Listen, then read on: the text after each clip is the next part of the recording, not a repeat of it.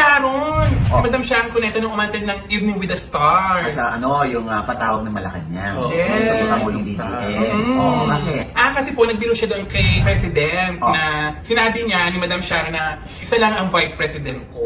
Oh. Na kasama ko ngayon. Ah. So parang may sinabi pa siyang wrong yung choice niyo. Sinabi niya sa Pangulo. Oh. Parang pabiro lang naman dito. O, tapos, Ayun na nga, Nay. Nababash tuloy si Megastar. Oh. Dahil nga dun sa joke na yun. So niresibuhan siya. Inilabas yung video dati kung saan pinuri-puri niya ang Davao.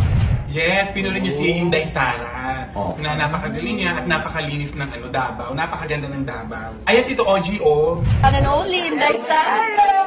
I just congratulated her because napakaganda ng Davao. From the moment I arrived, sabi ko malinis na ito mo, maganda na. Bakit tayo mas maganda? We've been friends for a long time. I met her in the 80s, 90s, and we have not lost touch. So this was long before your father decided to run. But I've always admired her because she's really been a good mayor. I call her Inday Mayor and she calls me. It's so cute. So sweet. Ate siya. Ate talaga. Thank you very much for supporting the Rose Game. Thank you for making everyone happy.